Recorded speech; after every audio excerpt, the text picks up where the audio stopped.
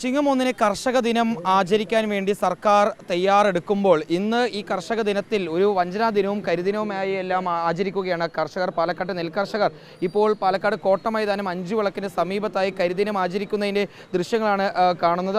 അവരുടെ പ്രധാന പ്രശ്നമെന്ന് പറയുന്നത് നെല്ല് അളന്ന് സപ്ലൈകോ കൊണ്ടുപോയിട്ട് ഇപ്പോൾ ഏകദേശം 5 മാസം എല്ലാം പിന്നിടുന്നു. പക്ഷേ ഇതുവരെയും ഇവരിൽ പല ആളുകൾക്കും പൂർണ്ണമായും ഈ സംഭരണ തുക ലഭിച്ചില്ല. ഒരു രൂപ പോലും സംഭരണ തുക ലഭിക്കാത്ത ആളുകളും ഇവർക്കിടയിലുണ്ട്.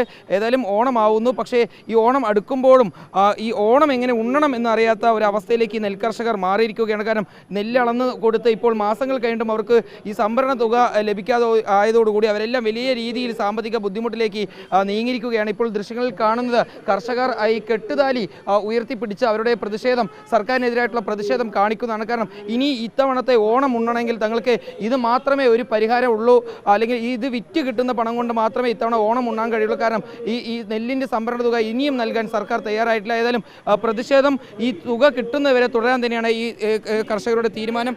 വല്ലാത്തൊരു ബുദ്ധിമുട്ടിലേക്ക് നീങ്ങിയിരിക്കുകയാണല്ലോ. അത് കൊയ്തിട്ട് 6 മാസം, മാർച്ചിൽ കൊയ്താണ്. ഇതിപ്പോൾ ആഗസ്റ്റ് മാസം കഴിയാനായി. ഇന്നേ വരെ ആ നെല്ലിൻ്റെ പൈസ കിട്ടിയിട്ടില്ല എന്ന് പറഞ്ഞാൽ കർഷകൻ അങ്ങനെ ജീവിക്കും? കർഷകനാണ് ഈ വളരെ തുച്ഛമായ വരുമാനം കൊണ്ട് ജീവിക്കുന്ന ആളുകളാണ്. ഒരു 5 ഏക്കർ നെൽകൃഷിയുള്ള ആളുടെ ഒരു ദിവസത്തെ വരുമാനം 166 രൂപ.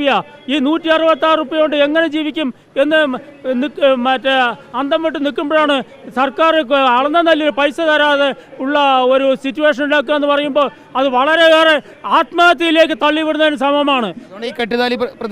ഇനി ഇതിനപ്പുറത്ത് വേറെ ഒന്നുമില്ല. ഈ കെട്ടുതാലി കഴിഞ്ഞാൽ ഇനി ഇല്ല.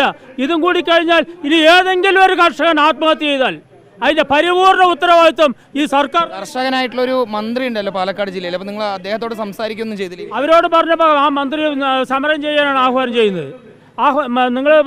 നിങ്ങളുടെ ആവശ്യങ്ങൾക്ക് ശക്തമായ സമരം ചെയ്യും, ഞാനും കൂടെ വരാമെന്ന് പറഞ്ഞു അയാൾ.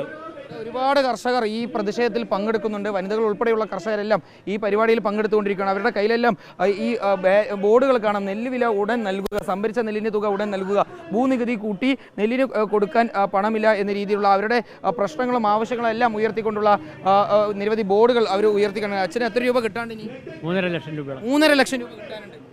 എന്താ പറയുന്നത് ഇപ്പോൾ സപ്ലൈകോ ബാങ്ക് പറയണത് ഞങ്ങൾ പോകുമ്പോൾ ഞങ്ങൾക്കുള്ള പഴയ പൈസ കിട്ടിയിട്ടില്ല, അത് വരട്ടെ. സപ്ലൈകോ എന്താ പറയുന്നതിന് മറുപടി? സപ്ലൈകോ ഞങ്ങൾ വരും കിട്ടും പറഞ്ഞുകൊണ്ടിരിക്കുന്നു തന്നെ പറയുള്ളൂ. സാർ ഒന്ന് ആലോചിക്കണം നിങ്ങൾ സാർ. ഞങ്ങൾ പന്നിൻ്റെ ശല്യം പ്രകൃതിയായിട്ട് 3-4 മാസമായി മണ്ണിൽ ഒരുപാട് കഷ്ടപ്പെട്ട് അധ്വാനിച്ചുണ്ടാക്കിയ ഞങ്ങളുടെ മുതൽ കൊടുത്ത് ആ മുതലിൻ്റെ വില ചോദിക്കുമ്പോൾ തരാൻ പറ്റില്ല എന്ന് പറഞ്ഞാൽ ഇതൊരു ഗവൺമെൻറ് എന്താണ് ലോണായിട്ടാണ് തരുന്നത്. ലോണായിട്ട് ഞങ്ങൾ പോയി കഴിഞ്ഞാൽ ബാങ്കിൽ പോയി പിച്ചെടുക്കുമ്പോൾ 11 ഒപ്പിട്ട് നിൽക്കേണ്ട ഒരു ഗതികേട് കേരളത്തിലെ കർഷകർക്ക് ഉണ്ടാക്കിയത് ഈ സർക്കാരാണ്. സർക്കാരിനെതിരെ രൂക്ഷമായിട്ടുള്ള വാക്കുകൾ ഉയർത്തിക്കൊണ്ടാണ് ഇപ്പോൾ കർഷകർ പാലക്കാട് ഈ കർഷക ദിനമെല്ലാം ബഹിഷ്കരിച്ചുകൊണ്ട് അവർ പ്രതിഷേധം നടത്തുന്നത്. അച്ഛാ, എത്ര രൂപ കിട്ടാണ്? പൈസ ഒരുപാട് കിട്ടാനുണ്ട്. എന്നിരുന്നാലും ഇവിടെ പാലക്കാട് 14 ജില്ലയിൽ വെച്ചിട്ട് ഏറ്റവും വലിയ ജില്ലയാണ് പാലക്കാട് ജില്ല. ഈ പാലക്കാട് ജില്ലയിലെ കൂടുതലും ഭൂരിപക്ഷം ആൾക്കാരും കൃഷിയിലാണ് ജീവിക്കുന്നത്. അതേപോലെ തന്നെ തൃശ്ശൂർ, കുട്ടനാട് ഈ പ്രദേശങ്ങളിലുള്ള കൃഷിക്കാർ മുഴുവനും വളരെ മാനസികമായിട്ടും ശാരീരികമായിട്ടും അധ്വാനിച്ച് ഉണ്ടാക്കിയിട്ടുള്ള ആ പൈസയ്ക്ക്, ആ നെല്ലിന് മാന്യമായ വില തന്ന് അതിൻ്റേതായിട്ടുള്ള ഉത്തരവാദിത്തം ഈ ഗവൺമെൻറ് ഏറ്റെടുത്തില്ലെങ്കിൽ അടുത്ത കാലങ്ങളിൽ ഈ ഗവൺമെൻറ് ഭരിക്കില്ല എന്ന് തറപ്പിച്ച് പറയുന്നു. വല്ലാത്ത ഒരു തീരുമാനങ്ങളിലേക്ക് കടക്കുകയാണ്. കാരണം അവർ പറയുന്നത് അവർക്ക് ലക്ഷക്കണക്കിന് രൂപ ഈ സംഭരണ ഇനത്തിൽ ലഭിക്കാനുണ്ട്. 5 മാസമായി ഇപ്പോൾ 2ാം വിള കൊയ്ത് കൊണ്ടുപോയിട്ട് സപ്ലൈകോ. പക്ഷേ എന്നിട്ടും ഇതിൻ്റെ തുക 1 രൂപ പോലും തങ്ങൾക്ക് ലഭിച്ചിട്ടില്ല.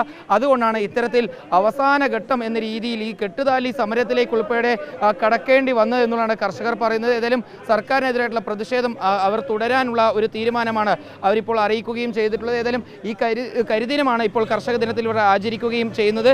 ഏതായാലും ഈ പ്രതിഷേധങ്ങൾ ഇനിയും തുടരും. തങ്ങൾക്ക് സംഭരണ തുക കിട്ടുന്നവരെ ഈ പ്രതിഷേധമായി മുന്നോട്ട് പോകും എന്നുള്ളതാണ് കർഷകരുടെ തീരുമാനം. വീഡിയോ ജേർണലിസ്റ്റ് വിനൂസിക്കൊപ്പം reporter Iqbal Arkkal, in reporter, Palakkad.